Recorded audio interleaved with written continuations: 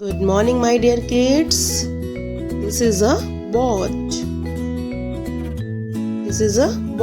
Today, I will teach you how to draw a boat with the help of triangle.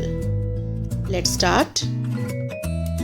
Keep your pencil on the dot and make a triangle like this. Very nice. Now, we will keep our pencil again on the same dot and make a standing line like this. Now we will make a slipping line under the triangle like this. At the edges of the slipping line, we will make two slanting lines like this.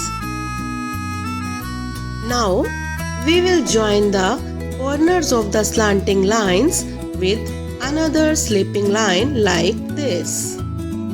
We will make three small circles inside the boat like this. Very nice.